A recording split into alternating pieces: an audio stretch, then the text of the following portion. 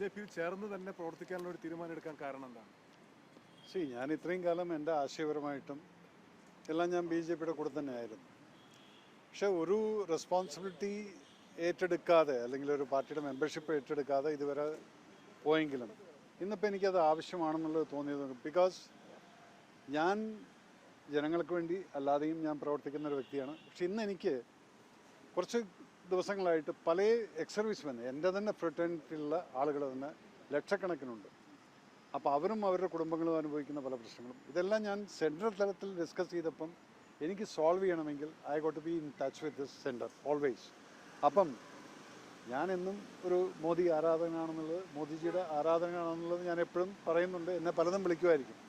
പക്ഷേ ഇന്നാണ് ഞാൻ BJPയുടെ മെമ്പർഷിപ്പ് എന്നുള്ള രീതിയിൽ ഞാൻ ദേശീയ അധ്യക്ഷനിൽ നിന്ന് വാങ്ങിച്ചിരിക്കുന്നത്. അതിൽ കൂടെ എനിക്ക് പല കാര്യങ്ങളും എന്നെ ഡിപ്പെൻഡ് ചെയ്ത് നിൽക്കുന്ന ഒരു സമൂഹമുണ്ട്. അപ്പോൾ കേരളത്തിലെ ജനതയ്ക്ക് വേണ്ടിയിട്ട് എനിക്ക് ഇനി വലിയൊരു രാഷ്ട്രീയ പാർട്ടിയുടെ സപ്പോർട്ടോട് കൂടിയിട്ട് എനിക്ക് പലതും ചെയ്യാൻ സാധിക്കും. അതുകൊണ്ടാണ് ഞാൻ വളരെ സന്തോഷത്തോട് കൂടിയിട്ട് I have accepted this responsibility.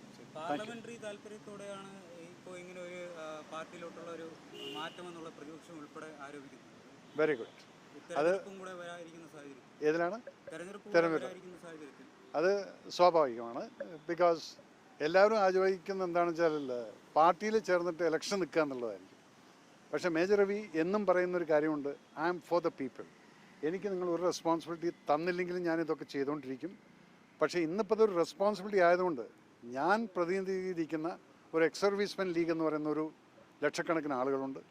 അവർക്ക് വേണ്ടിയും കേരളത്തിൽ എന്നെ സ്നേഹിക്കുന്ന ജാതി മത ഭേദമന്യേ ഉള്ള ജനങ്ങൾക്ക് എൻ്റെ കൂടെ നിൽക്കുന്ന അങ്ങനെയുള്ള ആളുകളാണ്. അവർക്കറിയാം ഞാൻ ആരാണെന്നുള്ളത്. അവർക്ക് വേണ്ടി പ്രവർത്തിക്കുക എന്നുള്ളത് മാത്രമേ ഉള്ളൂ. ഇലക്ഷൻ ആര് വേണമെങ്കിലും നിന്നോട്ടെ, അവരെല്ലാം ഞാൻ സപ്പോർട്ട് ചെയ്യും. പക്ഷേ എനിക്ക് ഇലക്ഷൻ കാൻഡിഡേറ്റ് നിൽക്കാൻ എന്നെ ഇന്നത്തെ അവസ്ഥയിൽ I am not interested at all. But I will work for this. Yes, കോൺഗ്രസിൻ്റെ ഒരു പരിപാടിയിലെന്ന് ഞാനതാണ് പറഞ്ഞത്. എനിക്ക് എല്ലാ പാർട്ടിയിലും സുഹൃത്തുക്കളുണ്ട്. അത് മാർക്സിസ്റ്റ് ആണെങ്കിലും ശരി. ആ വ്യക്തിപരമായിട്ടുള്ള എൻ്റെ ബന്ധങ്ങളിൽ നിങ്ങൾ രാഷ്ട്രീയം കലർത്തരുത്. അതുപോലെ തന്നെയാണ് മുല്ലപ്പള്ളി രാമേന്ദ്ര ഏട്ടൻ എൻ്റെ എത്രയോ പഴയ സുഹൃത്താണ്. അദ്ദേഹം അങ്ങനെ തൃപ്പൂണിത്തുറയിൽ ഒരു പരിപാടിക്ക് കേരള യാത്രയായിരുന്നത്, അതൊരു കോൺഗ്രസിൻ്റെ പരിപാടി അല്ലായിരുന്നത്. അപ്പോൾ അങ്ങനെ ഒരു യാത്ര നടന്ന സമയത്ത് എന്നെ അവിടെ, ഞാൻ എൻ്റെ സ്ഥലമാണത്, ആ സ്ഥലത്ത് ഞാൻ വിളിച്ചു കഴിഞ്ഞാൽ ഞാൻ പോവും. അപ്പോഴും ഞാനവിടെ സംസാരിച്ചത് ദേശീയതയാണ് ഞാൻ സംസാരിച്ചിരിക്കുന്നത്. അല്ല, എനിക്ക് കോൺഗ്രസിൻ്റെ ആളുകളെക്കുറിച്ച് പറയാനതൊന്നും അറിയില്ല. But I am always a patriot and a nationalist എന്നുള്ളത് ഞാൻ ആ സ്റ്റേജിലും പറഞ്ഞിട്ടുണ്ട്.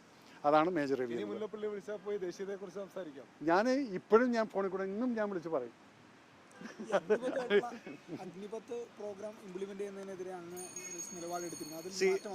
അതിൽ ഇന്ന് വേണോ അത്